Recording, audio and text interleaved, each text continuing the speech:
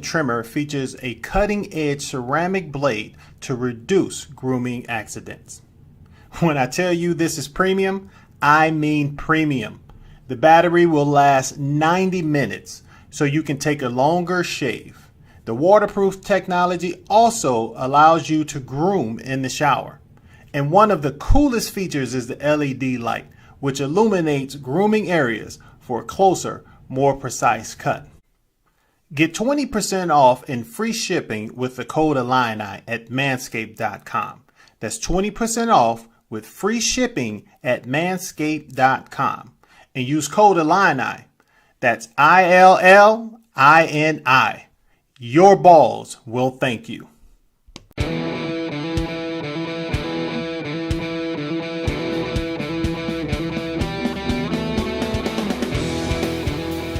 What's good, Illini Nation? It's your man, Deon Thomas. And as always, I bring you nothing but the best. And today, special guest, another long-range sniper from Peoria, Mr. DJ Richardson. What's up, baby? How you been? What's happening? I'm blessed to be here, man. Staying healthy and taking care of my son. Your son. Oh, well, there you go. That's topic number one right there, baby. What's the little fella's name? How old is he? And how have you already put a ball in his hand? Because, you know, I know your history. Yeah, his name is Amari Shire Richardson. He's 2.5 months. Birthday October 19th. And I put a basketball in his hand maybe like a week after he was born. And it's a lot like basketball too. Oh, there you go. Yeah. Gotta give him the orange and blue ball, baby. Yeah. As a matter of fact, we're gonna get one that's just gonna sit right in his crib. So every time he rolls over, that'll be the only thing he see. He rolls to the other side, he'll see the ball that you gave him to put in his hand. Gonna put balls all the way around. So D, I love to ask this first question because for me, I love to know a person's why. You know, when you were coming out of high school, you were one of the top players in the state, one of the top players not just in the state, one of the top players in the country, you know, and I know being from Peoria, you're in close proximity to Champaign and to Illinois. And I know those Illinois lines run deep in Peoria, but what was your reason for attending the University of Illinois or even wanting to attend the University of Illinois? So it was one day my pops was like, hey man, you need to get out I was a house boy. I was work out, go do extra workouts, just be in the house. And my dad was like, hey man, you need to go start doing some college visits. So my first visit actually was Illinois. And when I went down to U of I, I got a chance to, see Jamar Smith down there. That's my cousin. That was one guy I really want to, play on the same team with. And, a lot of guys on the team also made me feel comfortable and already made me feel like I was part of the family. That was a huge thing. And my mom, I came home one day before I took any visits and said, Mom, I want to go to Virginia. Oh, wow. Opened up and said, Mom, I want to go to Virginia. And this before I even traveled to go to prep school. And my mom, we won't be able to come see the games. We won't come do that. So when I took that visit, that gave me a whole different type of mindset about, U of I and, because I didn't take any visit and I just, made a decision right after the visit. I called and said, look, I want to commit here and I want to come here and this is where I want to be. Wow. Well, first of all, let me say that, especially, that's a rarity that people find that connect on the very first trip. So mom didn't want you to go far away. And, so she was being a little selfish. She didn't want the baby to go far away. And I got to say the same thing. My grandmother was the same reason. When I was coming out, my top five were Arizona, UCLA, then Iowa, Illinois, and Minnesota. Mm-hmm. And some of the listeners will probably be shocked at this. Arizona was pretty much at the top of my list. Mm-hmm. My grandmother was like, if you go down there, I'm never going to see you play because I'm not getting on the plane. Now, this was long before it came decision time, but I was a big Sean Elliott fan, and they had just had that run, and so this was early on. But as soon as she said that, I was like, they're done with that one. We're gonna put the brakes on that. It's done. So I get the family wanting to see you play. But let me go back a little bit further, DJ, because you mentioned the prep school. There's some great basketball in Peoria. Great basketball in Peoria.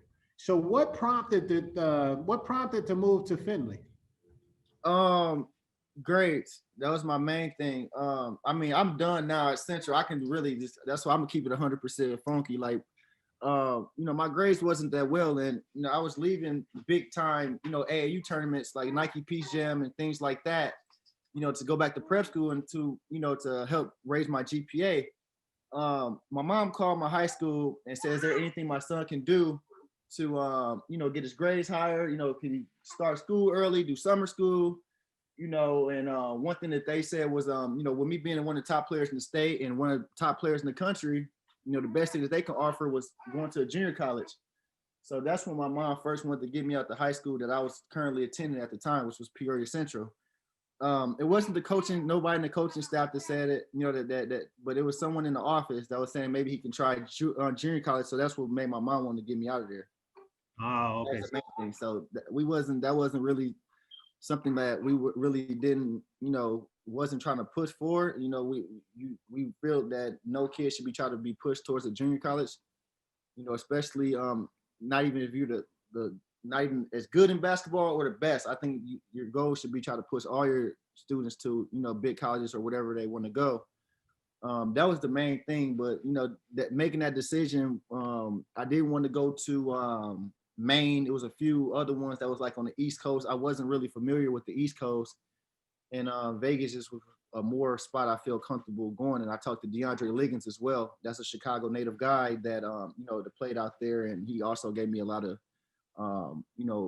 good things about the organization and the program, and that's one of the main reasons why I also went as well. Well, I'll tell you this. There's one thing that's definitely better than heading out to the East Coast. Because you're right. When I was first of all, let me hit you on this. Man, I was a junior college coach and an athletic director for 5 years. Don't be steering kids away. Because but on a serious note, because not all colleges are a great for some. Mm-hmm. I do think it would have been good for you. I think you made a great decision going to a prep, especially because you were a higher level player. So junior college probably would not have served you the right way, especially with the way the rules are. You would have had to go 2 years and then graduate from that junior college and then go on to 2 years at the Division I level. So I think the move you made was the best one, but there's a lot of kids that need that. But getting back to your prep school choices, man, you chose better weather than going out east. I don't blame you. Doing that. I don't blame you, bro. I couldn't do that.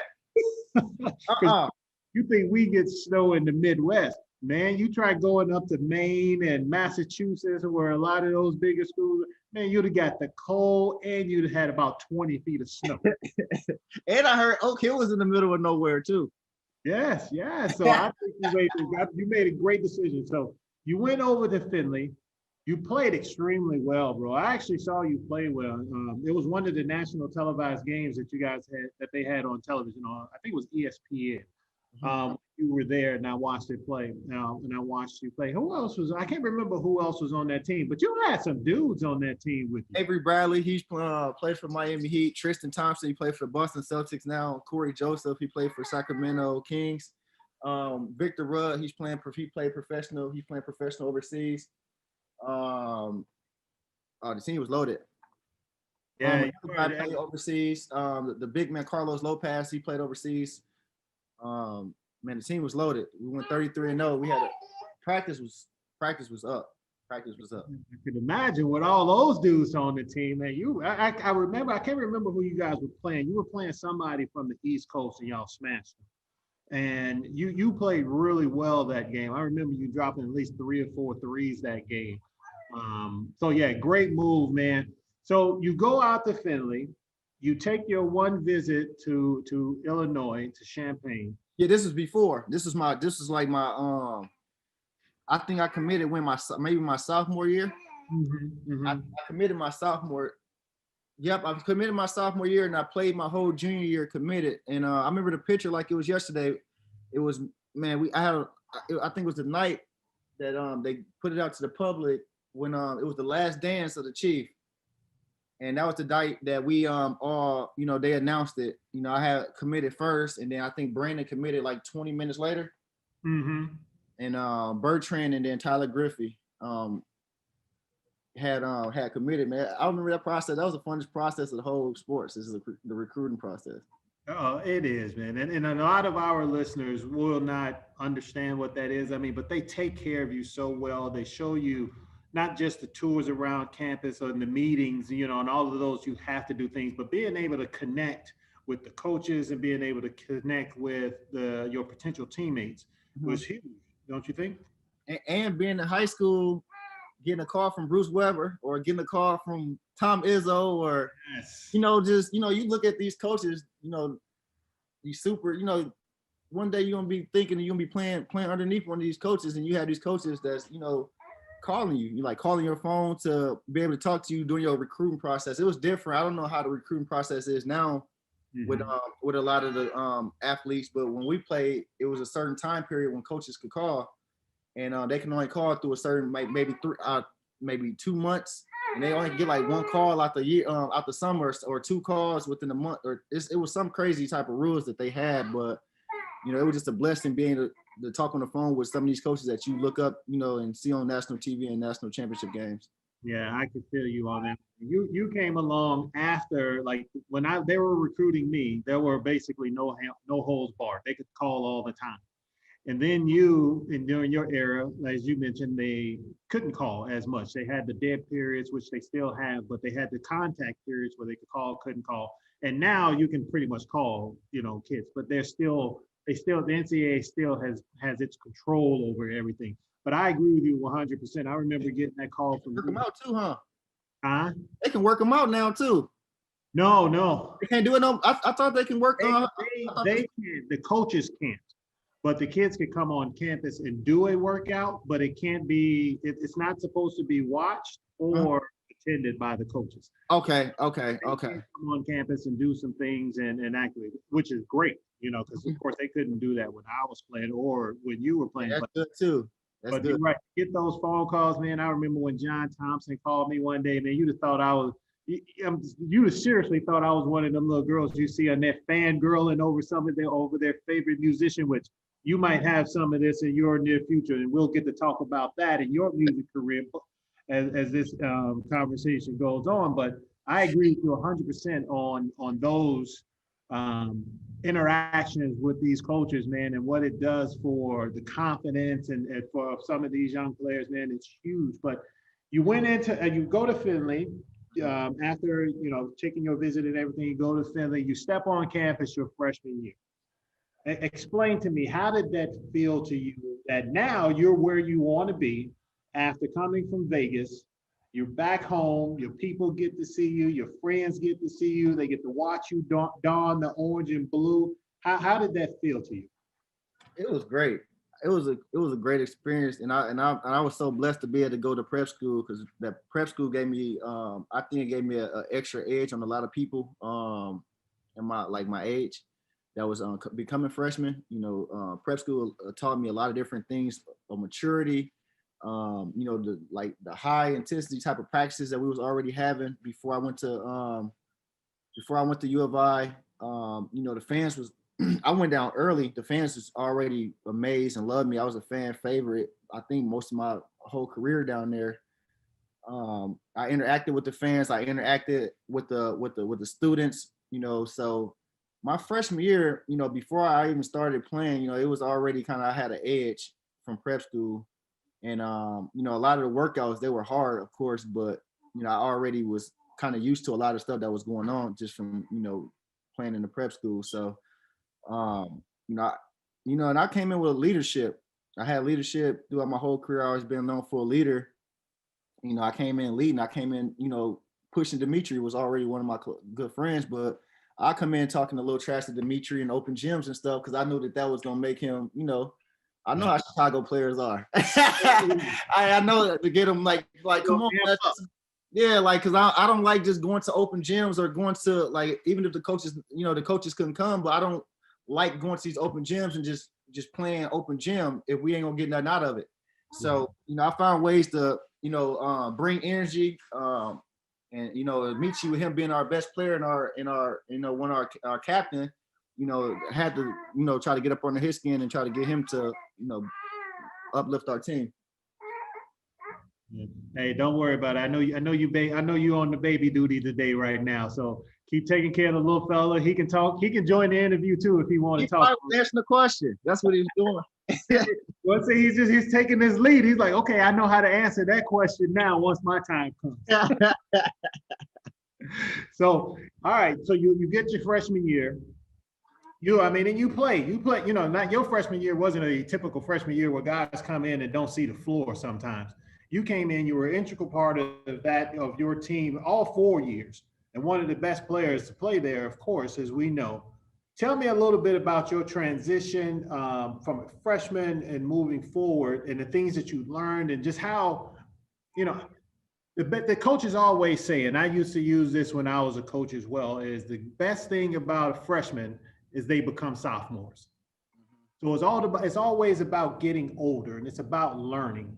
Talk about some of the stuff that you picked up from the older players that played with you your freshman year that you were able to take on and carry through your time at Illinois.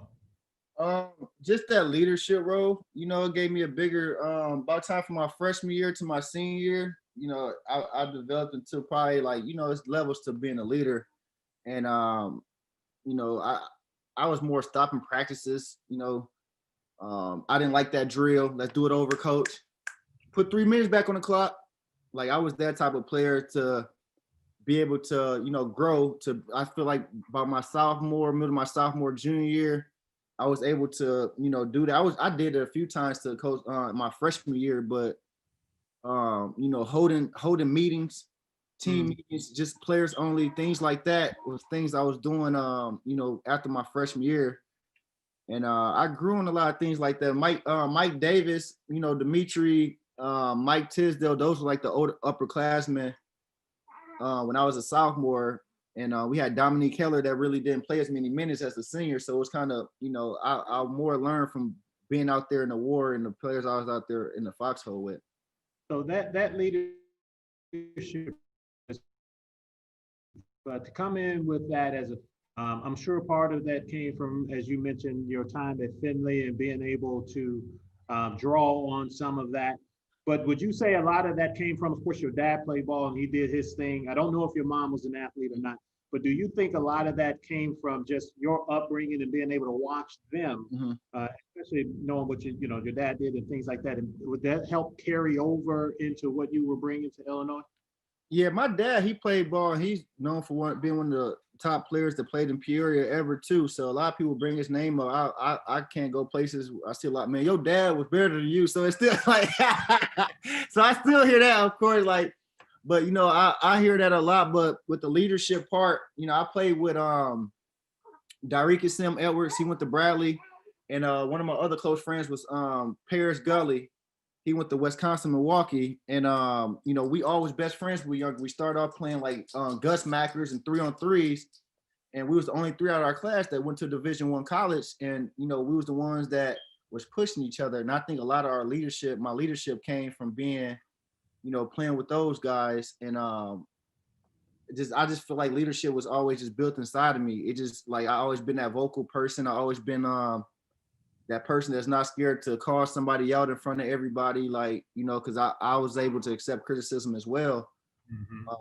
So I was always had that. It was always built inside of me, that leadership, and I feel like I just started getting better and started having more, the better I got to playing, the better I was.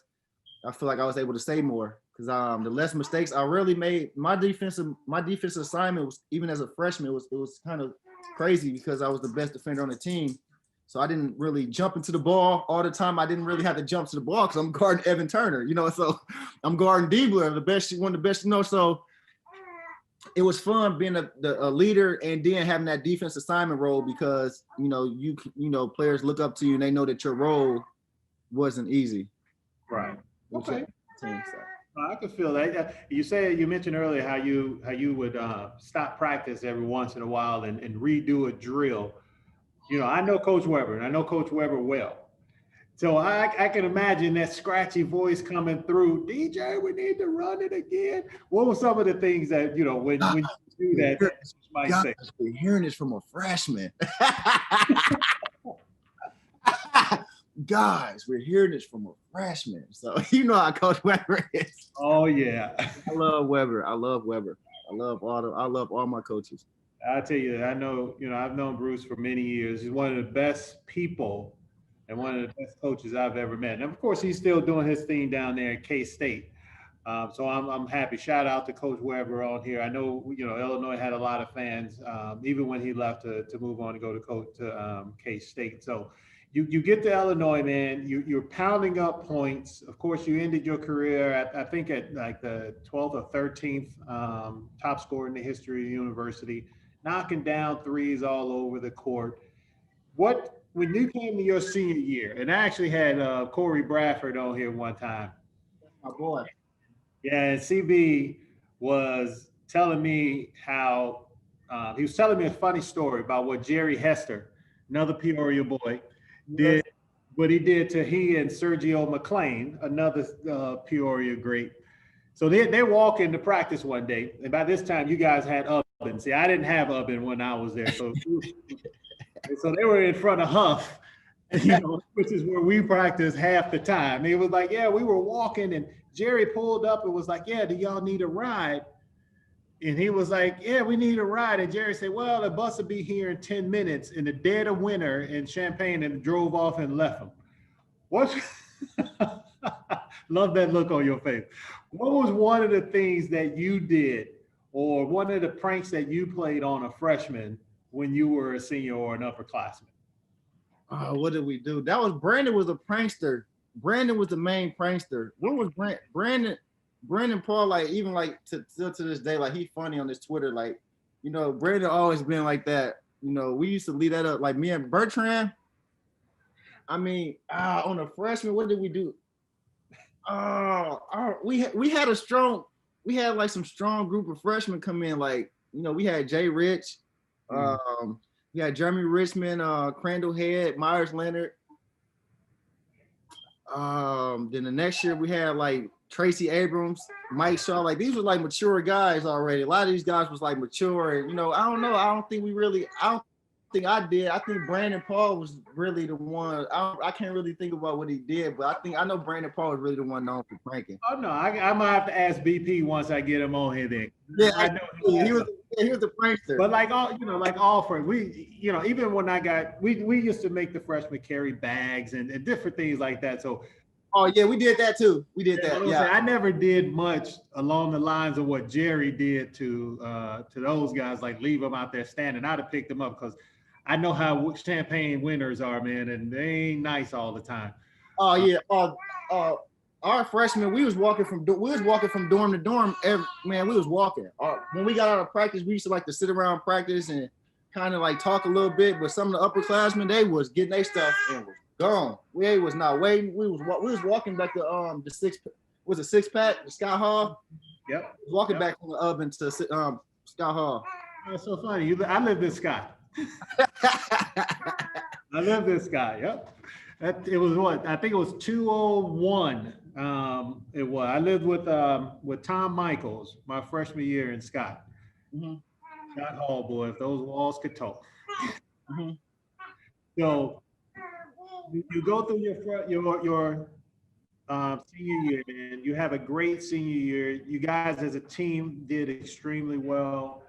So going into I'm sorry, D. I got you. I'm listening. No, that's all good. You got to take care of the young fella, man. Dion did it. he didn't like your last answer. That's what it was.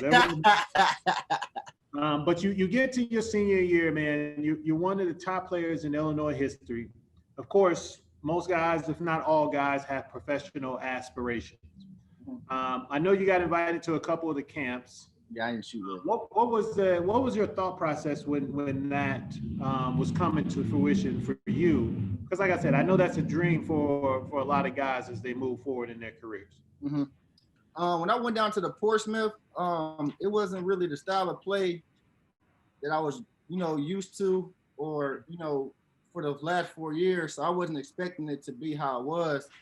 I was, because I always been like a system player. In high school, though, like I say, when I got to prep school, that's when I really started learning how to become like a or like a more like a system player. I was already like, you know, because it was like a system, like more roles, and it was kind of different. And through Illinois, it was like also a system. So going to Portsmouth is more like every man for themselves. And I wasn't really used to, you know, playing like that since a kid, because every organization I've been in before that, you know, everything was organized. You know, going down there, I wasn't really prepared, knowing that it was going to be like, oh, I'm trying to get mine to show off for these scouts. And, you know, every time I, you know, try to get in the move and shoot, I really couldn't find a rhythm. Well, you know what that is, man. And I had some of those same issues when I went to my first one. I didn't go to Portsmouth. I went to the one, ours was held in Phoenix. Like you, and now I don't know if this is a knock on the state of Illinois, but we play basketball. Mm-hmm. You know what I'm saying? We play basketball, we think basketball, we understand the game of basketball, and we're Midwesterners, man. We're not selfish, just kind of people. So when like you, when I went to camp in Phoenix, I'm like, you know, and I'm like, what the hell is going on here, dude? We got plays to run, and you just had dudes jacking it up with three people on them, and they're just jacking it. So I can completely understand that. Um, and my time down there didn't go really well, you know, and then I had to make it up when in Chicago, which I was able to. So I completely understand. But you chose the route that I chose. After, you know, getting drafted by Dallas and all of that stuff, I had options to go overseas, and mine was in Spain, and I hopped on it simply because I wanted to see something different and really be involved with something different. But you chose Finland. Mm-hmm. How now? I'll tell you what I've heard. I heard that Finnish women are some of the most beautiful in the world, Yeah. and that playing there is one of the best places that you could hoop. Was my guys lying to me, or is it true? The beautiful women part was right. They ain't got the most beautiful, because Venezuela, that where I've been, Venezuela hands down. Well, Venezuela. I don't know. I might have to throw Israel in there. We might have to get you over to Israel. Hey, I tell everybody per capita, because it's a small country, per capita, most beautiful women in the world. But I will say this: I heard the same thing about one of my buddies that he was my when I lived in Florida. He went to Venezuela on vacation and came back with a wife. Oh wow. I mean, now granted, thank God they're still married 20 plus years later, so I know it wasn't a paper marriage. Right. But yeah, that's what he said. He was like, yeah, and I saw her and I fell in love with her right away. So I can understand. Kimmy K's, Kim Kardashian's walking around everywhere down there. So you arrive in Finland. And bro, you go right to work. I mean, you Utah Jazz thing too. I had Utah Jazz workout. I had an agent that I started out with a workout with the Utah Jazz after the Portsmouth, and then I went to Austria first. And that team, I was there on a replacement deal because like I said, I changed agents. I had a replacement deal in Austria first, and that team went on that same season and won a championship. And then I went to the next. That's when I went to Finland that first year, and the coach threw me right in at the point guard position. okay? I ain't no point guard, but I'm like, I'm gonna try to make it work. So right before this team was finna fire me off this team, because you know he had me playing the point guard. I had last game. I had a huge game. He put me at the 2 guard.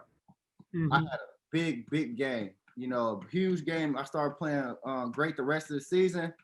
You know, the coach, you know, he was in practice trying to teach us how to hurt players.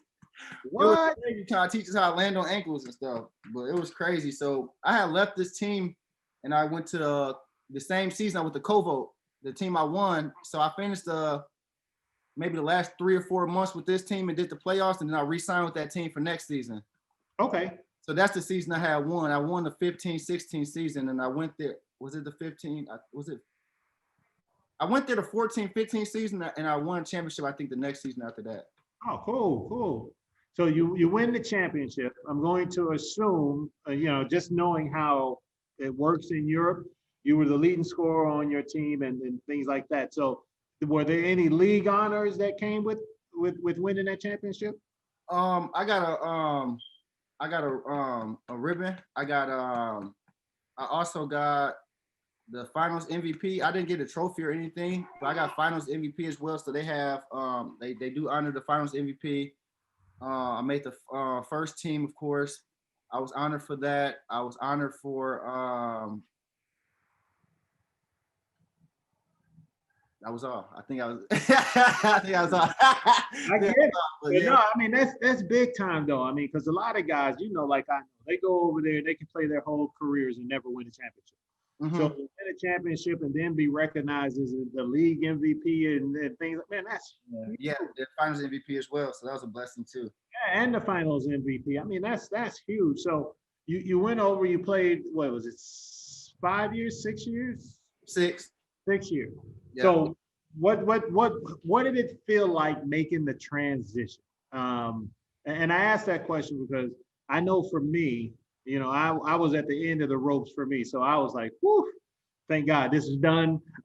Yeah, I was actually done the year prior, but you know, they made you kind of the Godfather offer, the offer you can't refuse. And so I went back for that last year.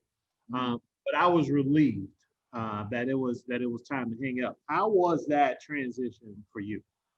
It was tough. It was hard. It was a hard transition because I didn't end my career how I wanted to. I've been talking to a few teams about going back over. I actually been talking to the team that I won a championship with in Finland um, about making a comeback and probably finishing my career there.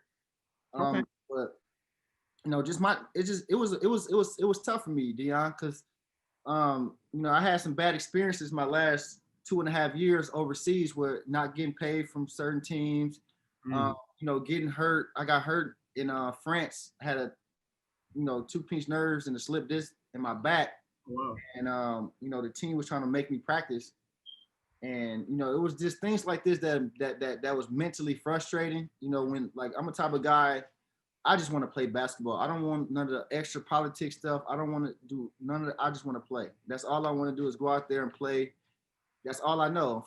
That's all. I've never really learned the politic things around basketball because I never had no one in my corner to really teach me a lot about the politics side about basketball. So it was a lot of things that was mentally frustrating, and that Hmm. was one of the main reasons why I had to stop basketball and give it a break. It was a lot of stuff off the court that I couldn't control. Right. So Oh no, I completely understand. that's kind of. The business side of the game is hard. Mm-hmm. You know, the business side of the game is hard. I actually that last year, and I told you I went back. So when I retired the first time, I call it a retirement. I started working as an agent. Well, not so much as an agent, but I was helping guys get overseas because of the contacts that I had, and I was able to use it and really help out some people to get to play. But I realized at that time how the business side, you know, just for lack of a better word, really sucked Mm-hmm. on the business side of it. So I could see how, you know, players like yourself and others that I know, which is why I did it in the first place, could get caught up in situations like that where, you know, guys aren't getting paid or teams are trying to force guys to play when they have injuries. Right. So I can see that. So man, I got to say this. I'm sorry to hear that. And I can understand now why that fire is still burning in your stomach. Yeah. That fire gets you, man. Especially the type of love I have for the game. I just go out there and give it my all every possession. Mm-hmm. Just like I came to your organization to help you guys in your organization, not to come here and be treated like that. I could have chose a lot of different organizations to go to help out and take my body. This is my body. This is my life. This is my career. If you guys don't feel like you care about it, I shouldn't even be at your organization. Yeah, because I went through a couple of those situations. Once when I broke my leg, the other was when I hurt my back as well. So I can truly feel. I Ooh, feel back. yeah, I had a herniated disc, L3, between L3 and L4. I had a herniated disc, had to get surgery, ended the season for me shortly when I was during one of those years in Spain. But so I can definitely understand and I get where you're coming from. So, That ain't no right. joke. Man. Oh no, not at all. But you finish that up. But I want to talk about, you know, let me ask this question first. Going through learning what you have from your peeps, your mom and dad, Uh-huh. learning what you've learned from your coaches, because you had an excellent coaching staff at Illinois, and your people that and your friends you've been around. How did that help you deal with a lot of those difficulties that you went through? just my character. I just always had that character. I didn't let them get under my skin. I could have easily folded or broke, a long time ago. I could have folded not to go to prep school. Could have folded, in college when I was going through shooting slumps. I could have folded a lot of times in my career. I could have folded, but I never. I've never been able to like a breaking person. Like I talk to my mom a lot. Like I know I believe in God. I'm a believer in positivity and in good vibes. So when stuff not going wrong, like I was just recently telling Monte. I talked to Monte on the Monte Williams. This is the beginning of the season. I said, look, it's gonna be a time in the season where adversity hits. And when adversity hits, you gotta be the same. You gotta be resilient. You gotta be the same way when you losing, the same way when you guys go on a 10-0, 10 losing streak. You gotta be the same way. And and I took that from Coach Gross because it was either Coach Gross or Weber. It was Coach Gross. I think he said it in one of our TNT episodes. He said it's gonna be a time in life when adversity hits, and and that time came when I was playing professional basketball, and a lot of times in my life, and I didn't break, and I was able to stay resilient. So Coach Gross said some things that really ran with me throughout my whole career. Weber as well. A lot of my coaches and adversity when they hit in the real world, what Coach Gross said, it reflected on a lot of the things he used to talk about. Well, I could tell you, I love that. I had some coaches tell me the same. My high school coach used to always say, this game in life is like a roller coaster. Mm-hmm. He's like, always going to be ups and downs. You want to make sure you're staying in the middle of that roller coaster the whole time, and that's the way you react. So that's great to hear that you were able to give DeMonte that advice.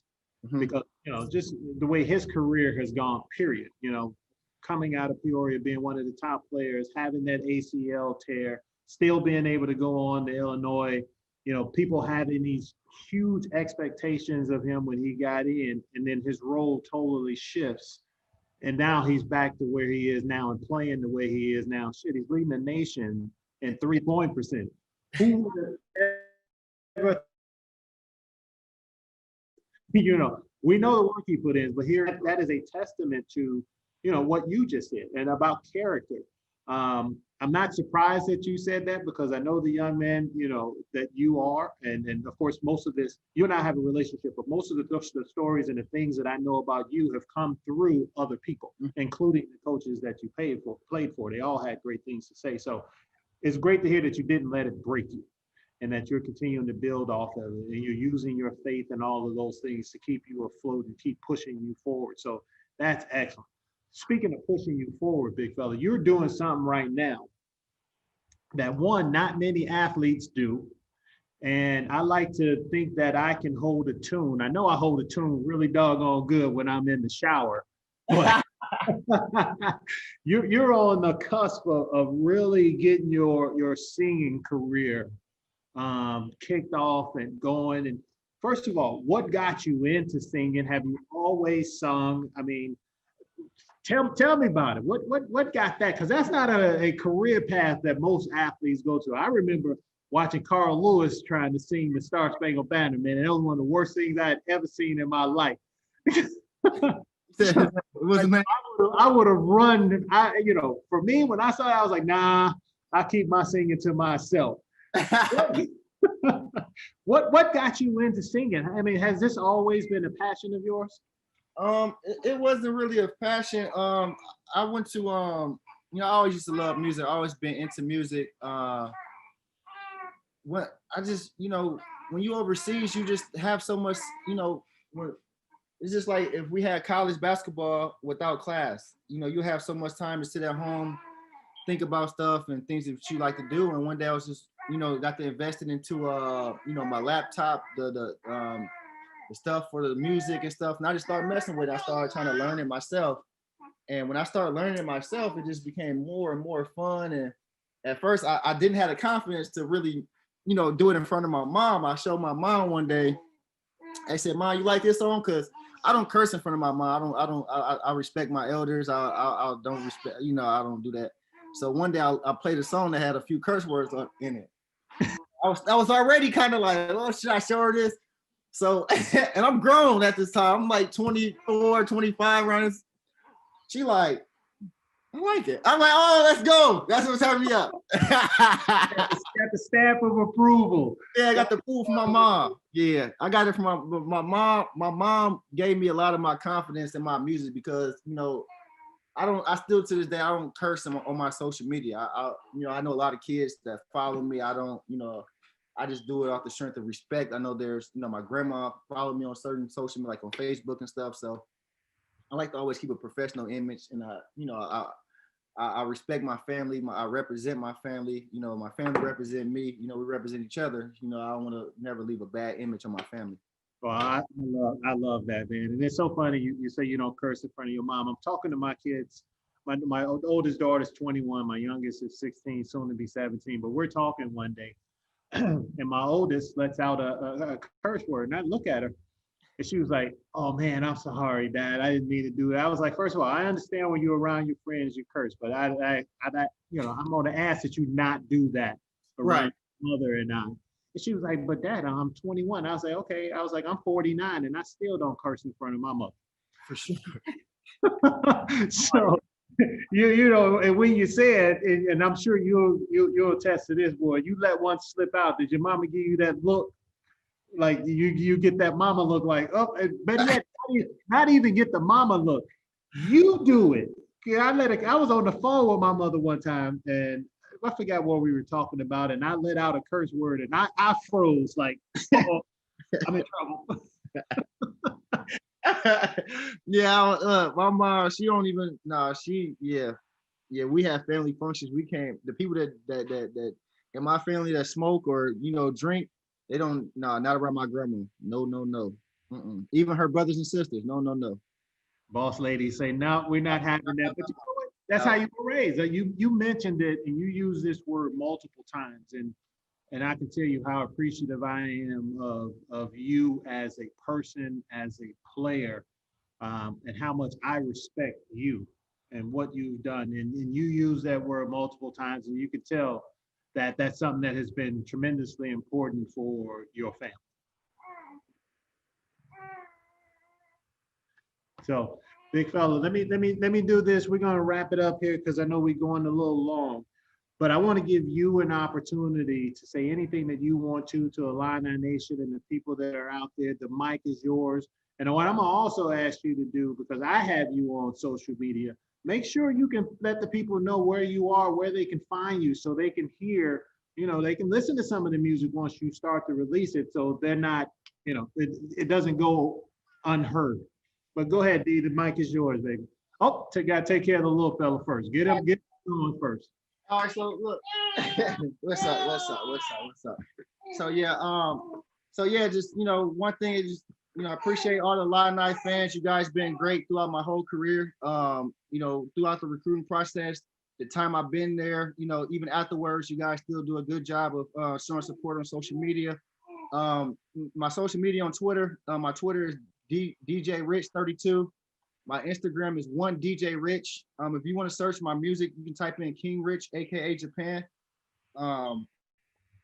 Yeah, man, I really appreciate you guys. You know, the Illini Nation, you guys are great. You know, I'll never forget how you guys were, came and represented in Hawaii.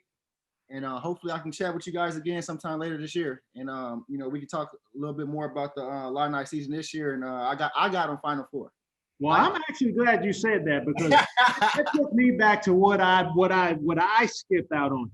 You've watched Illinois play. Tell me what you think. I love Bella. And then we got this game with Northwestern coming up on Thursday. Give me a little bit of one. Give me a one quick Northwestern tell from your days, and then tell me a little bit about what you think about the team and how they're doing this year. And like you mentioned, you got them going to the Final Four. I want to hear a little bit of that too. All right, so to make it quick, my Northwestern experience, we were shooting shots in the crowd. So we were shooting, this was like shoot around. We were shooting shots from the stands, and we'll try to make it bounce off the ground into the rim, and we'll try to shoot it from the stands in the inside. So the news, the media was there, and they saw us make it. Saw me, it was me that made a shot from the stands, and I think it was the night that we shot like 70%. We shot crazy against Northwestern. It's like we wonder why they shot so good because they was making shots in the stands before the game started. So Northwestern, that was something that we did. And about this team this season, I love the team. Something that a lot of people don't know is like I didn't want it to get really out to the media because I don't want a lot of pressure on him that he already have. Adam Miller is my cousin. That's like one of my he's like my first or second cousin. And I just want him to, go out there and don't want him to, that's DJ Richardson cousin and put more pressure on that they already have going on. So the team, I love them. Cabela is probably my favorite player on the team. I love his game. I love Cabela. I love the point. I love his game. I love the Sumu's game. I love the whole team. Monte, I love Yogi. I love Georgie. I love everybody. I love Kofi. Like, I love the team. I think I have all the pieces. I think the main thing is just that adversity part and learning, getting all those mistakes out the way right now. So when the playoff come, everything will be out the window because when the playoff come, you only get one chance. It ain't no tomorrow, so the adversity and leadership, I think that's going to be a huge key. And, when times get hard, just being able to come together and fight through those tough times. And, some of those early, not saying I'm glad that they lost to like Mizzou or anything like that, but sometimes those early losses can be good learning experiences. Agreed. No, I agree with you 100% on that. DJ, I'm going to let you take care of the little fella. Oh, he gave us a smile. I'm going to let you take care of the little fella, man. But I got to tell you how much I appreciate you coming on in. And again, I love what you did. I love what you're doing. And now to see you teaching the next generation of Richardsons, man, it does nothing but bring a delight to me. I'm expecting to see him in orange and blue, though. I'll let you know that right now. And I know, you are as well, and that's down the road. But I appreciate you, young fella. Thank you so much. Illini Nation, we're going to wrap up Champaign on Ice. Please do not forget to go on Apple Music as well as Spotify and like and subscribe and push that subscribe button also for the Field of 68 Media Network. They are hosting this podcast. Those guys are great. You're going to get a lot of content on there that I'm positive. So signing off, Dion's peace for my man DJ Richardson. Love and hair grease. Holla.